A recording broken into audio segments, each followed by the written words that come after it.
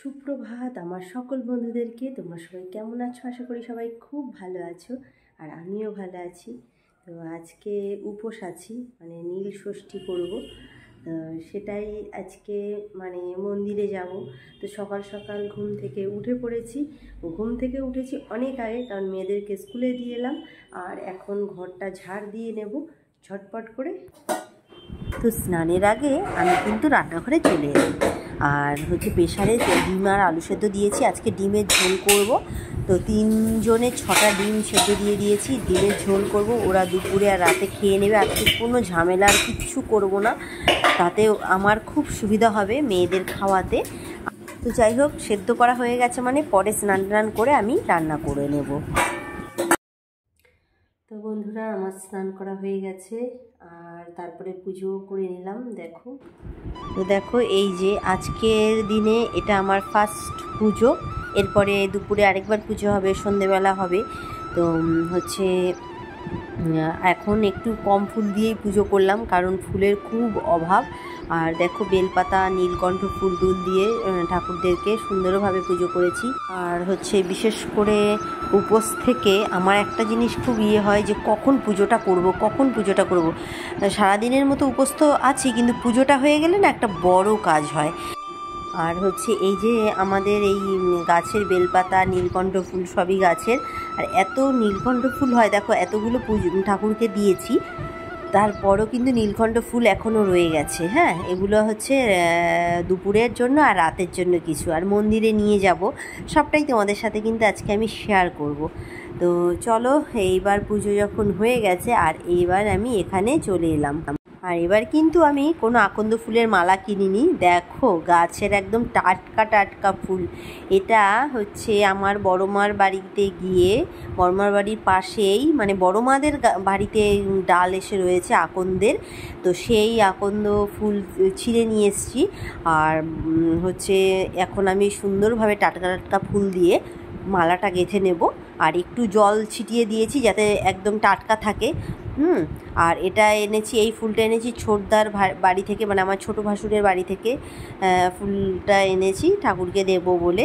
এটা ধুতরা ফুল, এক ধরনের ধুতরা, মানে আমরা যেটা নর্মাল দেখি সেটা না, এটা একটু অন্য রকমের। তো এবার আমি এই যে দেখো ঠাকুর বাসনগুলো রেখেছি, এগুলো বাইরে থেকে ধোবো, আর এটা নিয়েই আমি মন্দিরে যাব পুজো করতে, সাজিটা নিয়ে।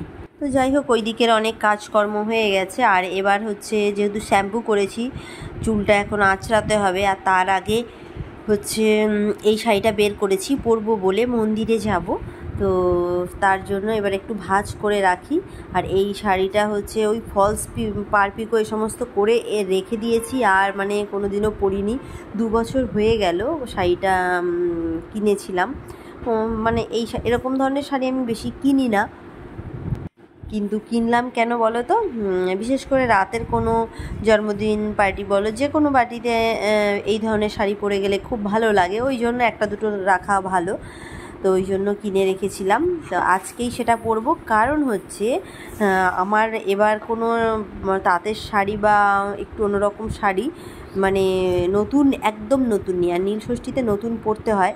নতুন আমার একটা আছে, কিন্তু সেটা আমি মনে করতে পারছি না যে আমি কি কোনো সময় পড়েছিলাম। আমার একটু মনে পড়ছে যে মনে হয় আমি পরে কোনো একটা পুজো করেছিলাম, কিন্তু খুলে ফেলেছি, না পরেছিলাম অথচ খুলে ফেলেছিলাম, খুলে অন্য শাড়ি, মানে চেঞ্জ করে অন্য শাড়ি পরেছিলাম। তো এটাই আমি মনে করতে পারছি না বলে এখন এই শাড়িটাই পরবো।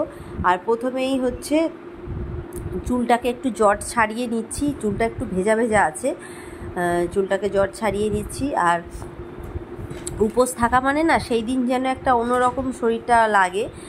আমার বিশেষ করে সকালের দিকে শরীরটা একটু বেশি খারাপ লাগে, কিন্তু তারপরে একদম ঠিক হয়ে যায়। তো বেলা বাড়ার সাথে সাথে মানে যেন একটা এনার্জি চলে আসে। এটা অবশ্য ঠাকুরের ইচ্ছাতেই। আর এই উপোসটা আমার খুব ভালো লাগে, নীলের ঘরের উপোস করতে। কারণ একটা সময় যখন আমার বাচ্চা কাচ্চা ছিল না, তখন আমার মনে খুব কষ্ট হতো যখন মায়েরা নীলের ঘরের উপোস করতো, অথচ আমি মা হতে পারিনি। মনে একটা ভীষণ কষ্ট হতো, ভীষণ। হ্যাঁ, তো আমার একটা এরকম ছিল, বাসনা ছিল যে কবে আমি মা হব আর কবে আমি নীলের ঘরে পুজো করব। তো ভগবানের ইচ্ছেতে আমি মা হয়েছি, মানে একবারে দুজনের মা হয়েছি। তো এটা আমার কাছে একটা বিশাল বড় পাওয়া, ভগবানের আশীর্বাদ, যে একসাথে আমি দুজনের মা হয়েছি। আমি দুজনের মুখ থেকে মা ডাক শুনেছি, একসঙ্গে আমি দুজনের বেড়ে ওঠা সব কিছুই।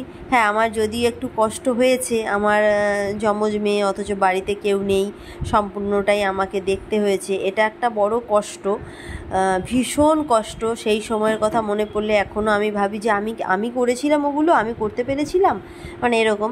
যদিও আমাকে আমার রিলেটিভরা অনেক হেল্প করেছে, কারণ তাদের হেল্প ছাড়া সত্যি মানে খুবই অসম্ভব। কিন্তু একটা সময় তো আমাকে একাই ঘরের মধ্যে থেকে সম্পূর্ণটা তাদের দেখতে হয়েছে। সেটা ভাবলে আমার সত্যি খুব টেনশান হয় এখনও, যেন মানে আমার মানে ভয় লাগে যে আমি এগুলো করেছি। তো যাই হোক, এবার হচ্ছে দেখো আমি একটু চুলে একটু সিল্ক অ্যান্ড শাইন লাগিয়ে নিলাম, আর এবার একটু নিজেকে হালকা করে মানে একটু টিপটপ করে নিই, মুখে একটু ক্রিম লাগিয়ে নিই। আর হচ্ছে মেয়েদেরকে, আমি তো সম্পূর্ণ রেডি হয়ে গেছি, তো মেয়েরা এরপরে স্কুল থেকে আসবে, তাদেরকে স্নান করানো, তাদেরকে খাওয়ানো সবটাই আমাকে করতে হবে, কারণ আমার মেয়েরা ছোট্ট, তারা এখনও সেভাবে খেতে পারে না নিজের হাতে। যদিও তাদের 7 ইয়ার্স হয়ে গেছে, কিন্তু তারা মানে এখনও মানে আমি ওদেরকে সেভাবে ছাড়ি না, যে বিশেষ করে যেদিন চিকেন আর হচ্ছে ডিম হয় সেই দিন একটু নিজের হাতে খায়, তাছাড়া তারা নিজের হাতে খেতে চায় না একদমই, খুব বায়না করে।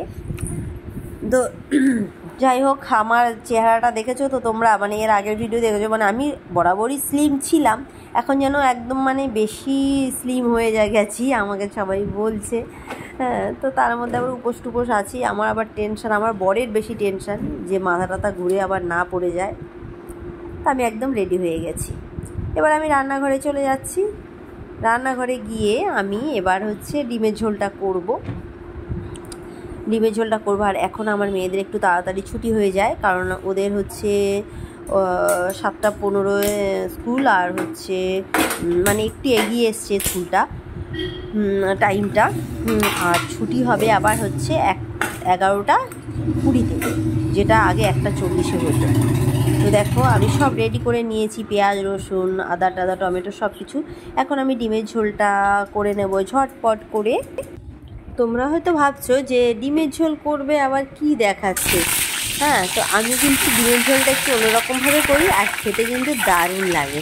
তো আমি ঝটপট করে একটু রান্নাটা করে নিই। দেখো এই যে ডিমটাকে একটু হালকা ভাজি, আমি কিন্তু খুব বেশি ভাজি না, কারণ বেশি ভাজলে না ডিমটা মানে অত ভিটামিনটা থাকে না ডিম। আর আগে তো আমি মেয়েদের ডিম সেদ্ধই দিতাম।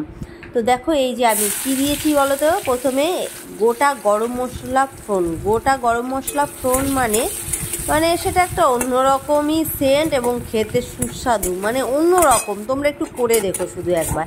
আর তারপরে পেঁয়াজটা কুচি দিয়ে, আর এখানে সব রকম পেস্ট দিলাম, আদা টমেটো লঙ্কা আর হচ্ছে রসুন। তো পেস্ট করে দিয়ে আমি একদম নাড়াচাড়া করে, আঁচ কমিয়ে দিয়ে আমি এইভাবে ঠিক নাড়াচাড়া করে নিচ্ছি। আর হলুদটা কিন্তু একটু মশলাটা ভাজা ভাজা হয়ে গেলে তারপরে হলুদটা দেবো, কারণ নাহলে না একটা কালচে কালার লাগে, আমার ঠিক ভালো লাগে না। ডিমের ঝোলটা বেশ একটা অন্যরকম কালার হবে, লাইট কালার, আমার ওটা মানে বেশি ভালো লাগে। যদিও আজকে আমি খাবো না, কিন্তু আমার মেয়েরা খেলেই হবে, মেয়েরা আর আমার বর। তো দেখো এই যে, আর গোটা 2টো লঙ্কা দিয়ে দিলাম, কারণ আমার বর ডোলে খেয়ে নেবে। আর এখানে কিন্তু আমি 1টা লঙ্কা পেস্টে দিয়েছি।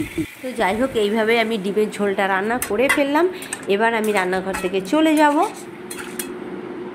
তোমাদের দাদাভাই আমার জন্য মানে ঠাকুরদের জন্য ফল মিষ্টি এনে দিয়ে এখন মেয়েদেরকে আনতে গেল।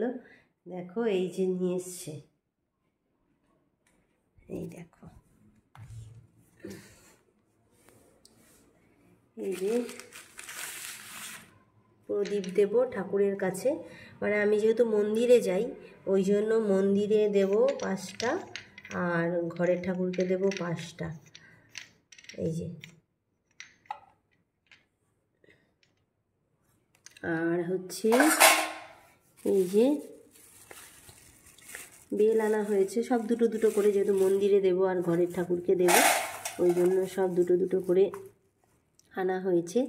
এই যে মিষ্টি ফল, এগুলো এখন বাইরে নিয়ে যাব, ধুয়ে টুয়ে একবারে ঘরে নিয়ে আসবো।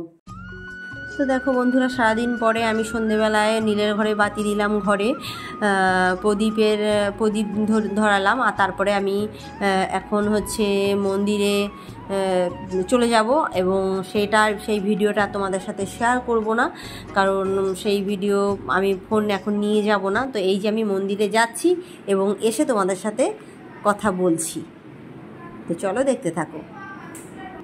বাড়ি চলে এলাম, আর হচ্ছে ফোনটা নিয়ে যেতে পারিনি, কারণ ফোন নিয়ে গেলে একটা ঝামেলা, ব্যাগ ট্যাগ বইতে হয়, তো ওই জন্য ফোনটা রেখেই গেলাম। আর পুজো করে নিলাম, একদম হালকা ছিল, মানে কোনো ভিড় ছিল না। আমরা তো বাড়ি থেকে ঘরে সন্ধে পুজো টুজো দিয়ে ভাবলাম যে কি জানি ভিড়ে পড়তে হবে মনে হয়, তারপর গিয়ে দেখলাম 3 জন মন্দিরের ভেতরে আছে আর বাইরেটা পুরো ফাঁকা।